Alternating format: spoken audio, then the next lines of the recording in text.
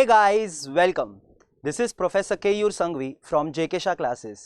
दोस्तों, आज हम मिले हैं यहाँ पे आपके एग्जाम के जस्ट पहले to discuss a few points जहाँ पे आपको डाउट होगा या तो आपको एक प्रॉपर गाइडेंस चाहिए वगैरह वगैरह.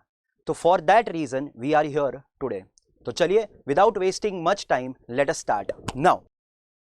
सी देखो, आज हम यहाँ पे ये पॉइंट्स डिस्कस करने आए हैं बराबर. As you can see on your screen, सबसे पहले कि आपको एग्जाम के एक दिन पहले चैप्टर्स कौन से सीक्वेंस में पढ़ने चाहिए, देन आपको कहाँ से पढ़ाई करना चाहिए, आफ्टर दैट कैसे टाइम अलोकेट करें, क्योंकि दोस्तों टाइम मैनेजमेंट बहुत बड़ा गेम है, right. After that what should be your examination का answering strategy and some extra tips बराबर. चलो, तो without wasting much time let us start to the point discussion करते हैं. सबसे पहले दोस्तों, the sequence of the chapters to be studied कुछ ऐसा है बराबर. This is your ideal sequence in which you should study. सबसे पहले आपके इतने सारे चैप्टर्स है, इसमें आपको दो बॉक्सेस भी दिख रहे होंगे. I will explain what is that, but these are the ideal sequence जिसमें आपको पढ़ाई करना चाहिए बराबर. बट दोस्तों, इट इज नॉट कंपल्सरी कि आप यही सीक्वेंस फॉलो करो. इट डिपेंड्स अपॉन यू बराबर. But this is your ideal sequence. You can start with leverages बराबर, फिर working capital, receivables management, inventory management and cash management. ये sequence में होना चाहिए बराबर. ये बॉक्स इसी पर्पस के लिए है so that you do not break this sequence, क्योंकि एक फ्लो है, कनेक्टेड चैप्टर्स है. अगर आप यही सीक्वेंस में पढ़ते हो तो जल्दी से पढ़ाई हो जाएगा, right. Okay, after that nature, significance and scope of FM, जो कि प्योरली थियरी चैप्टर है. After that capital structure, cost of capital, capital structure theories and economic value added, right. These are the chapters. After that project finance, dividend policy, then your two big chapters, security analysis and portfolio management, and lastly capital budgeting including the risk analysis part. तो ये sequence होना चाहिए ideally to study. But दोस्तों एक चीज ध्यान में रखना, this is just a suggestion. अगर आपको थोड़ा बहुत सीक्वेंस मॉडिफाई करना है, definitely you can do it according to your comfort. आपका कंफर्ट मत छोड़ना. एग्जाम के एक दिन पहले का टाइम कंफर्ट छोड़ने का नहीं होता, राइट. चलो, so be comfortable wherever and whatever you are doing. Okay, but right now this is the ideal sequence according to me, जहां पे आप अगर पढ़ाई करो तो इफेक्टिवली भी होगा और ज्यादा स्ट्रेस भी नहीं आएगा. The reason why I am saying this is leverages, easy chapter. After that working capital, receivables management, inventory management and cash management, ये कनेक्टेड चैप्टर्स है. तो ये तो आपको आइडियली नहीं छोड़ना चाहिए. मतलब you should not break this particular set, you know. The reason being कि ये चैप्टर्स कनेक्टेड है, तो एक प्रॉपर फ्लो में पढ़ाई करोगे तो जल्दी भी होगा, right. After that nature, significance and scope of FM which is purely a theory chapter. तो पहले कुछ प्रैक्टिकल चैप्टर्स खत्म कर लिए, फिर एक थियरी चैप्टर कर लिया. After that the next 4 chapters का एक set, capital structure, cost of capital, capital structure theories and Eva. दोस्तों ये भी कनेक्टेड चैप्टर्स है. अगर आप यही फ्लो में पढ़ते हो तो it will help you to revise quickly बराबर. आफ्टर दैट वापस एक theory chapter, that is project finance, right. After that dividend policy, easy chapter, manageable also, and then comes to huge chapters. दोस्तों be very very very clear कि आप कितना time allocate करते हो हर एक चैप्टर को. ये मैं डिफाइन करके नहीं देने वाला कि हर एक चैप्टर को कितना टाइम लेना चाहिए, because that depends on you, आप कौन से चैप्टर में कितना कॉन्फिडेंट हो. But be very careful, don't spend so much time on chapters where you are comfortable, and also don't spend less time where chapters, or rather on chapters where you are not comfortable, right. So spend appropriate time, use your proper power, जो मैं बोल सकता हूँ बराबर. use your proper power, use your proper intellectual capacity to understand कि आपको क्या, कौन से सीक्वेंस में कितना टाइम अलोकेट करना चाहिए बराबर. बट आइडियली ये जो 2 बॉक्सेस बनाए हैं, ये पूरा सेट है, you should not break this set. Okay, so this is the sequence of the chapters to be studied, right. okay, moving on further, from where to study. अब ये बहुत कॉमन डाउट होता है, क्योंकि हमारे पास इतना मटेरियल होता है ना पढ़ाई का. हमारे पास क्लासेस का बुक होता है, फिर क्लास नोट्स होते हैं, फिर पास्ट पेपर्स होते हैं, इंस्टीट्यूट का मटेरियल होता है and everything. Now see, you have already studied, right. You are not studying FM for the first time, of course. So you have already studied this earlier, so you exactly know from where to study. But this is just कि exam के एक दिन पहले अगर आपको एकदम proper quick revision वगैरह चाहिए, which is the ideal thing that you should want, right? तो in that case firstly you should definitely not forget your original notes. आपने क्लासेस में जैसे भी पढ़ाई किया है वो नोट्स आपको छोड़ना बिल्कुल भी नहीं चाहिए. That is the first thing that you should go through. Secondly, revision videos है दोस्तों, जिसका लिंक इस वीडियो के डिस्क्रिप्शन में है. तो रिविजन वीडियोस भी आप रेफर कर सकते हो for your reference. Of course it will help you to revise the concepts clearly, right, and quickly also. बराबर? तो रिविजन वीडियोस का लिंक डिस्क्रिप्शन में आपको मिल जाएगा. ठीक है? ओके, देन फ्यू एमसीक्यूज करने चाहिए आपको. बराबर? फ्यू एमसीक्यूज मतलब you should not spend so much time, बराबर, इन द एमसीक्यूज पार्ट. आपको एग्जाम में एमसीक्यूज सॉल्व करने, अगर आप उसके प्रैक्टिस के लिए एक दिन पहले आप सब एमसीक्यूज सॉल्व करने बैठे हो, then that is not going to help you in any case, simply because here this is the time to revise the concept, right, not the MCQ solving. MCQs you have already solved previously in the study phase, right? तो exam के एक दिन पहले you should not be sitting and solving MCQs. You should be just having a quick recap of a few important and critical MCQs which will help you to revise concepts again. Right? So don't sit and solve every MCQs one day before the exam. क्योंकि दोस्तों आपका सिर्फ FM नहीं है. Along with FM you have SM as well. Right? So you have to manage properly. Right? So this is the thing from where you should study.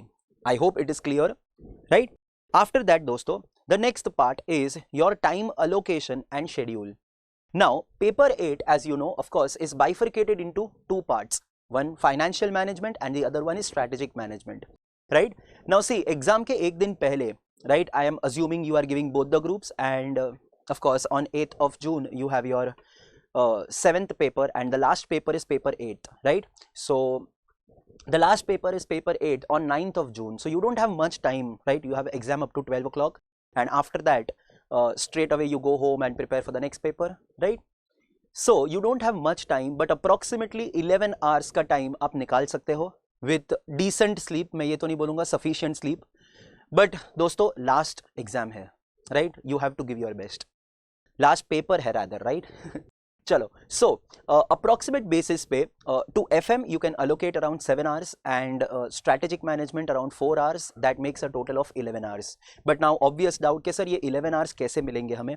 See, it is possible of course, and to give you a brief of this, this is just a rough plan. Please don't be rigid on this, but yes, this will help you. Like for example, 12 o'clock your paper will get over, the second last paper will get over, and 1:30 onwards you start. 1:30 to 3:30 first set, then 3:45 to 5:45 another set, right? 6 to 8 another set, 8:30 to 10:30 another set, 10:45 to 12:45, that is the last set of that day.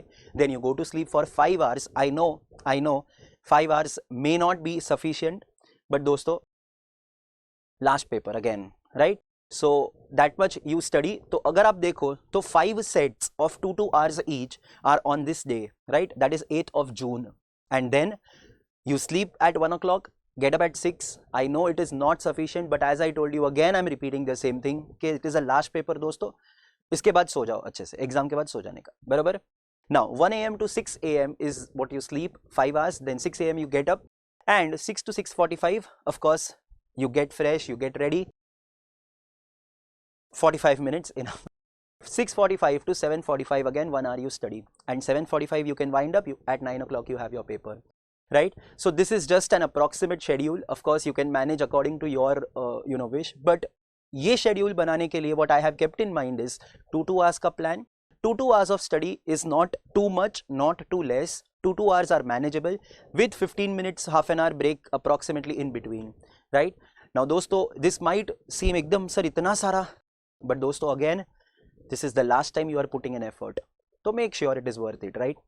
चलो, so this is again just a rough schedule, and of course अभी इसमें sir ऐसा खाना कब खाने का, तो see approximately 8 to 8:30 you have a break, right? So that time you can have your dinner and don't waste much time. It's okay, one day अगर family time नहीं है, no problem at all. Ensure every minute that you spend has to be on your studies, right? This is the last time that you are putting an effort, of course in executive, right? चलो, so this is the approximate schedule, this is the time allocation one day before the exam. कैसे आपको manage करना चाहिए according to me, of course, but you can again customize this as per your needs. अगर for example आप रात तक इतना देर तक पढ़ाई नहीं कर सकते, no problem, you sleep early but again get up early. 10 o'clock or 10:30 approximately you wind up and you sleep, I mean, you sleep at approximately 10:45, get up at around 3:45 or so, and then again you start from 4 to 6, then 6:15 to 7:15 or something like that. Accordingly, you can just customize this according to you, but approximately 7 hours has to be allocated to FM and 4 hours approximately on strategic management. But again, if you are confident on SM, so you reduce that time. If you are confident in FM, you can reduce that time and accordingly balance. Okay? So be very smart in preparing well so that you can execute well as well. Right? चलो, okay. Moving on to the next topic. अब दोस्तों ये बहुत critical point है. Right? Many students keep on asking कि sir exam में if we are not sure of any MCQ तो क्या हमें वो अटेम्प्ट करना चाहिए, क्या हमें अटेम्प्ट नहीं करना चाहिए, सर नेगेटिव मार्किंग है वगैरह वगैरह. So to explain that I am here right now, we are going to discuss rather in this particular video. तो चलो, एग्जामिनेशन आंसरिंग स्ट्रैटेजी में दोस्तों यहाँ पे ध्यान देना, मैंने एमसीक्यूज को 3 कैटेगरीज में बाइफरकेट किया है. राइट, पहले जिसमें आप 100% श्योर हो कि यही आंसर है. राइट, डाउटफुल जिसमें you are not sure, answer ये भी हो सकता है, ये भी हो सकता है. अब दोस्तों एज यू नो एफएम में थियोरी भी आता है, प्रैक्टिकल्स भी आते हैं. राइट, प्रैक्टिकल मतलब सॉल्विंग. सो सॉल्विंग वाले MCQs usually if you are clear with the concept are not that difficult. You can crack those MCQs by just applying the formula. But when I talk about theory MCQs, तो दोस्तों theory MCQs थोड़ा task है, right? Theory MCQs are sometimes very tricky. MCQs के options are twisted in such a way कि आपको लगेगा यार ये भी आंसर है और ये भी आंसर है और ये भी आंसर है. You may get confused at the end. You may feel कि सारे के सारे options सही तो है और all of the above भी नहीं है. So now in this case you need to be very careful, right? So this is the thing. These are doubtful MCQs where you may feel that this answer is also correct, this answer is also correct. To be very clear, we will discuss on this very soon. And तीसरा category है no idea at all. पता ही नहीं है ये कहाँ से है, right? We don't have any idea. And in this case, मतलब हम सोचते ही रहते कि भाई क्या है क्या नहीं, right? So no idea at all, ये वाले एमसीक्यूज आई होप कम से कम हो आपके पेपर में एंड 100% श्योर वाले सबसे ज्यादा हो. Right, now let us discuss something.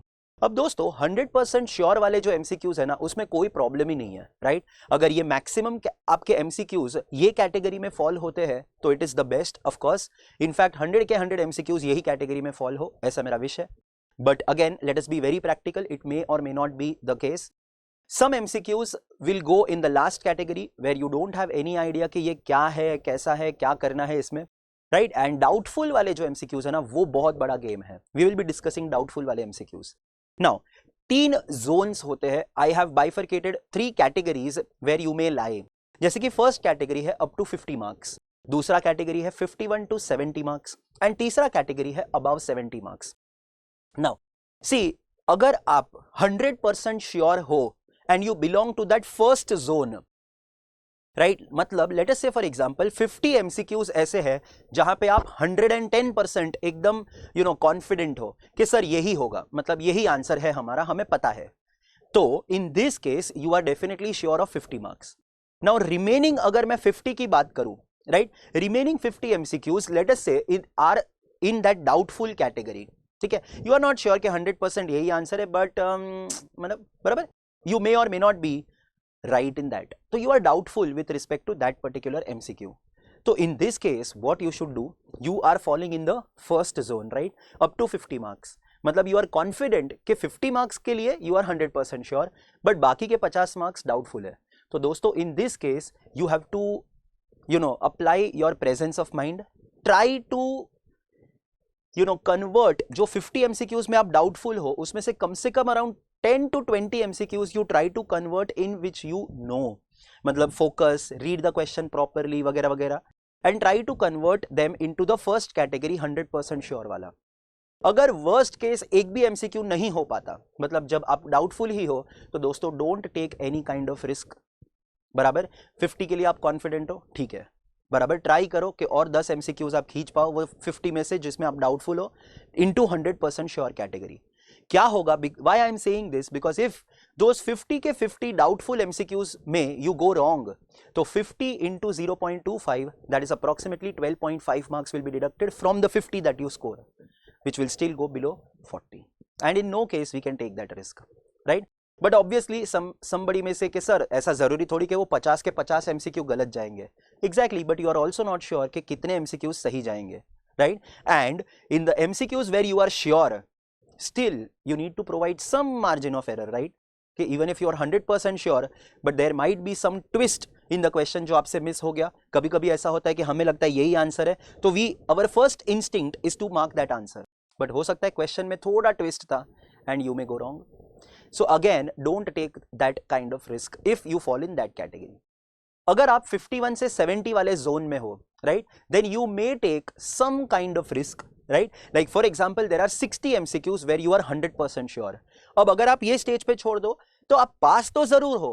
अब exemption के लिए you can just have an extra effort put in your answering routine, answering का strategy.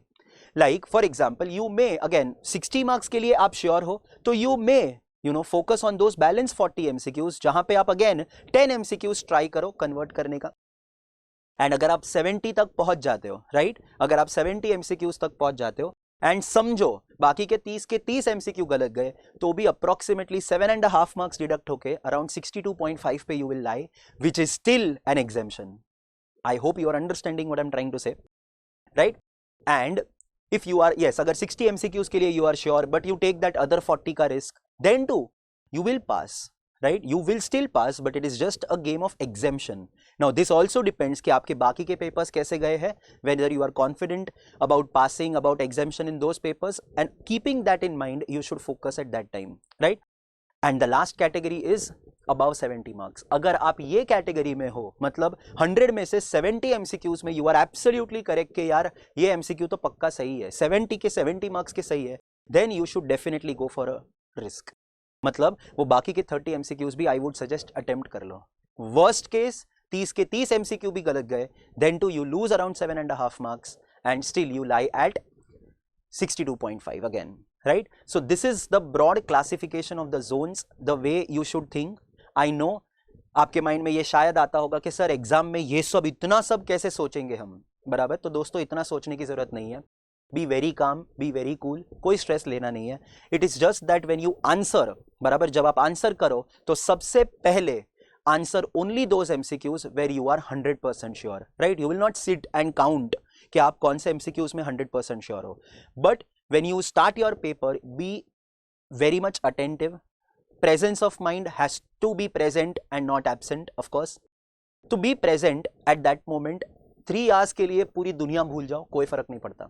3 घंटे परफॉर्म कर लो and hopefully this is the last 3 hours in your executive, right?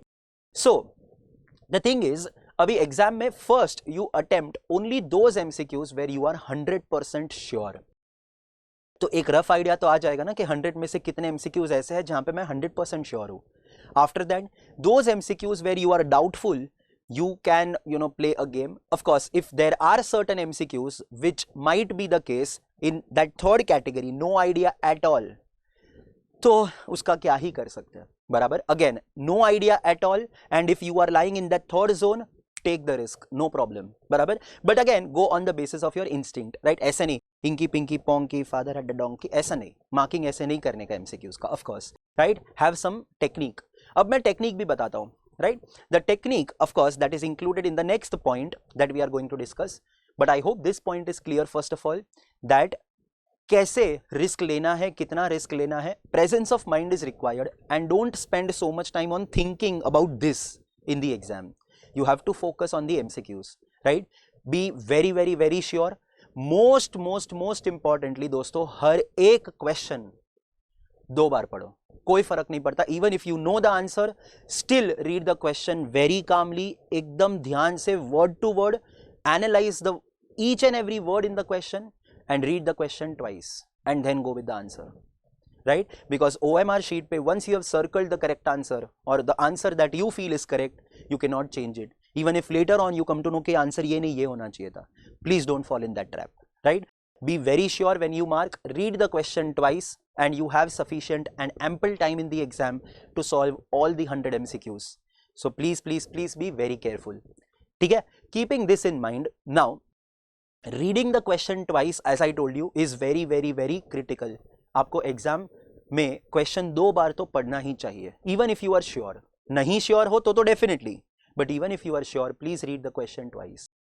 कभी भी कोई भी थियरी एमसीक्यू है जहां पे you know they have given options and you are not sure कि इसमें क्या होगा, like for example working capital में increase in which of the following options, right. और 3 ऑप्शंस है वेर यू आर मतलब आप देख रहे हो एंड लास्ट वाला है ऑल ऑफ द अबव. तो don't go with the first instinct के ऑल ऑफ द अबव ही आंसर होगा, right. Be very calm. You have to read of course every MCQ and then attempt. Also कुछ लोगों को यह लगता है कि नन ऑफ द अबव कभी आंसर हो ही नहीं सकता. अरे भाई ऐसा नहीं है. None of the above is equally an option and it has equal इज्जत. बराबर उसका रिस्पेक्ट है.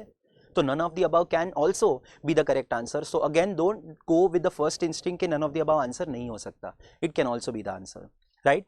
Now so when you are analysing कि working capital, like for example working capital will not reduce in which of the following options, या फिर EVA will not increase in which of the following options, current ratio decreases in which of the following options. ऐसे कुछ MCQs हो सकते हैं. Now my suggestion would be एक number, एक numerical example ले लो.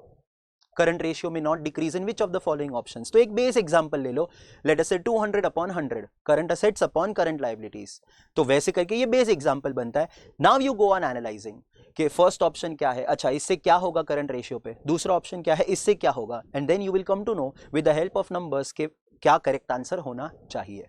So this will also help you. So where you are stuck in any theory MCQs and you feel taking numbers or numerical example may help, go ahead with that. थोड़ा extra time लगेगा but that's very much manageable, right. allocate your time properly. Don't spend too much time on any one MCQ. Also don't be in a hurry to solve every MCQ, right. Be very smart. ठीक है.